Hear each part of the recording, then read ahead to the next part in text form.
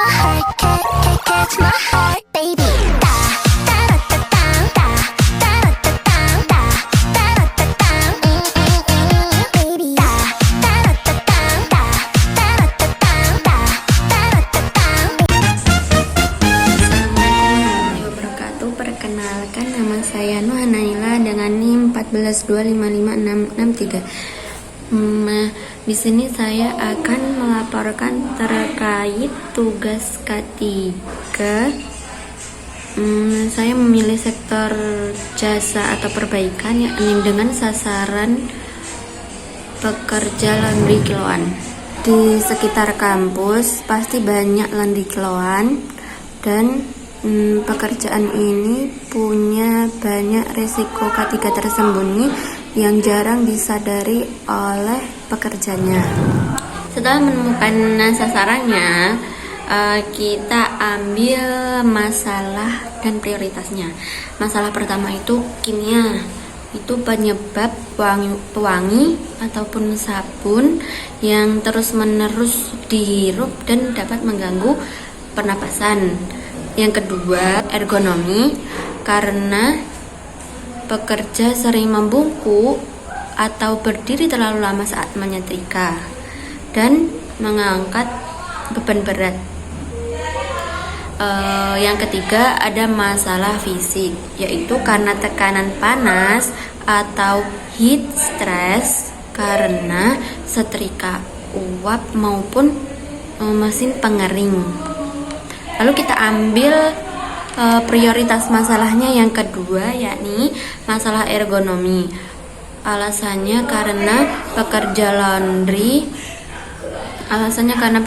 laundry sering mengeluh pegal-pegal di akhir pekan karena posisinya selalu statis. Setelah itu saya akan menentukan topik dan judulnya seperti ini. Topik dan judul sudah tahu. Setelah itu saya menentukan media dan cara penyampaiannya. Medianya dengan poster dan juga praktik langsung. Setelah itu cara penyampaiannya dengan saya akan mendatangi tempat laundry dan meminta izin untuk mengedukasi K3 kepada karyawannya. Lalu materi promosi K3-nya yaitu yang pertama, yaitu cara mengangkat keranjang baju yang benar dengan menekukkan lutut, bukan membungkukkan punggung. Yang kedua, yaitu tinggi meja setrika yang setara dengan pinggang supaya tangan lengan itu tidak terlalu mengangkat atau naik. Lalu yang ketiga, saya akan mengedukasi karyawannya untuk meregangkan otot leher, bahu, tangan setiap 1-2 jam sekali untuk melancarkan pembuluh darah. Setelah menentukan sektor pekerjaan, sasaran, setelah itu analisis masalah dan prioritas, menentukan judul dan topik, setelah itu isi materinya, saya akan eksekusi langsung. Seperti ini dokumentasinya.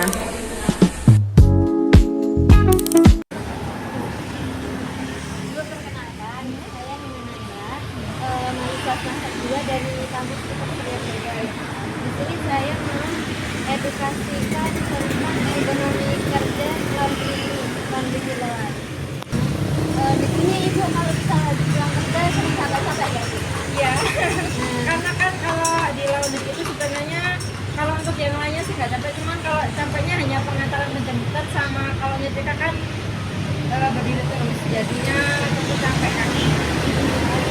Ya, di sini saya mau kasih edukasi buat bahas ergonomi kerja. Boleh. Ergonomi kerja kan tentang ini ya Bu, postur tubuh sama Oh, iya. alat kerjanya. Kalau misalnya itu jangan langsung ngangkatin gitu Bu. Kan nanti kan punggungnya langsung kaget.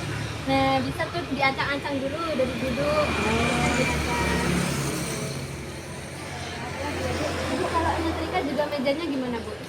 Standar sih segini. Jadi ya itu kembali lagi sama kayak seperti SOP-nya. Kalau di sini kan kita setiap hari Minggu libur. Jadi nanti ada jeda lah buat istirahat kayak gitu. Dulu waktu saya pengalaman laundry di Laundry Point enggak. Jadi 24 jam full. Jadi kita cuma dibagi 3 shift. Dan itu dulu saya keluar itu karena dari atasan HRD-nya korupsi uang. Soalnya kan setiap dia keliling kan ambil uang-uang sekolah ke dia, jadi kayak dia melimpahkan ke kita gitu. Dulu juga sempat sih di ini cek-cek, cuman kan karena tergantung sama orangnya. Ini kebetulan ownernya kan bukan asli orang sini, orang Jawa Timur, cuman dia nikah sama suaminya ke Manado, jadi ini dikitnya ke saya. Bisa sih nambah pengalaman juga ya. Untuk pelanggan sih kita mayoritas di perumahan ya, dekat seperti misalnya kan kita memang apa ya, mencakupnya kan targetnya ke orang-orang yang perumahan karena kita melayani antar jemput, jadi itu.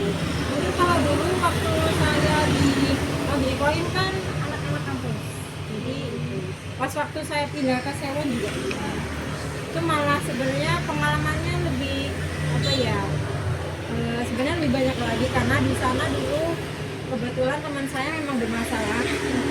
Jadi dulu dia itu kayak semacam pinjam uang di bangku kayak gitu. Nah terus kan di atas namakan laundry, jadi yang kena kan pasti ya saya kalau misalnya kemarin seperti itu. Kebetulan juga ownernya bukan orang situ, dia orang Jambi. Terus kebetulan juga lagi acara pernikahannya, soalnya memang masih muda. Itu yang suka dukanya sih sebenarnya itu, sama kalau pas aku nyuci itu ya mama ya, karena mahasiswa itu kan nggak tahu. Yang penting kayak KDM yang buat itu ada pernah di sakunya ada, terus kayak kilo itu juga ada dulu pernah kayak pokoknya kayak serbu-serbu itu pernah kan. Kebetulan juga lulusan mahasiswa ya pernah kita juga ini sebenarnya obat terlarang, tapi kan kita juga nggak tahu ya. Taram. Nah, seperti itulah seluruh rangkaian kegiatan promosi K3 yang telah saya laksanakan di salah satu sektor usaha informal, yaitu laundry kiloan. Berdasarkan kegiatan tadi, dapat disimpulkan bahwa kesadaran akan ergonomi kerja di kalangan pekerja laundry masih perlu ditingkatkan. Banyak pekerja yang belum menyadari bahwa kebiasaan membungkuk saat mengangkat pakaian atau berdiri terlalu lama tanpa jeda bisa memicu cedera otot jangka panjang atau musculoskeletal disorders. Nah, melalui edukasi media langsung ini, ya tidak hanya membagikan informasi lewat poster, tetapi juga mengajak para pekerja untuk mengubah perilaku kerja mereka secara konkret. Respon dari para pekerja sangat positif. Mereka kini memahami pentingnya rumus menekuk lutut saat mengangkat beban dan berkomitmen untuk meluangkan waktu 2 menit untuk stretching di sela-sela waktu menyetrika. Kami berharap dengan adanya promosi K3 skala kecil ini bisa memberikan dampak nyata bagi kesehatan dan produktivitas para pekerja laundry ke depannya.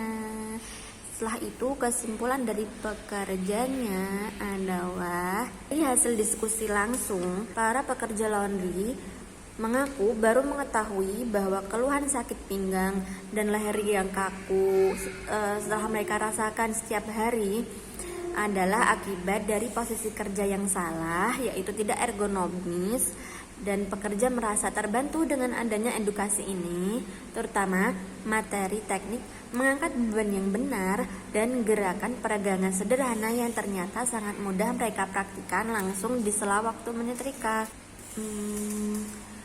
Review dari pekerjanya adalah ada kritik tentang kendala lapangan. Jadi kalau pas laundrynya ramai atau lagi kejar-kejaran setoran setrikaan, nah para pekerja itu lupa sama posisi duduk atau berdiri tegak. Nah kadang kalau mereka mau colong waktu 2 menit buat stretching nih, mereka kesusahan karena baju yang mau disetrika numpuk dan pelanggan nungguin. Jadi kalau lagi repot banget, materi edukasi tadi agak susah langsung diterapin 100%. Nah saran dari pekerjanya itu, selain ngasih tahu tentang pekerjaannya, nah bos atau pemilik laundrynya itu juga harus tahu tentang kendala para pekerjanya, biar kerjanya itu disediain meja setrika yang bisa diatur tingginya atau dibeliin kursi yang ada sandaran punggungnya.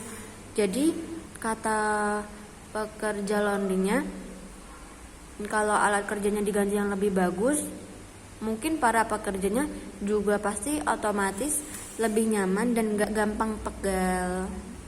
Jadi dari kegiatan ini saya menerima kritik jujur dari pekerja bahwa kendala terbesar penerapan K3 di laundry adalah manajemen waktu saat orderan sedang padat.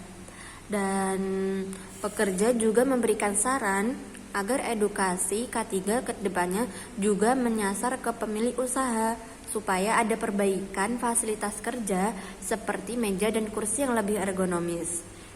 Dan kenapa kemarin saya tidak ketemu dengan pemiliknya? Karena ternyata pemiliknya sedang tidak ada di tempat, seperti itu. Sekian penyampaian materi dari saya. Mohon maaf apabila ada salah kalimat dan salah kata.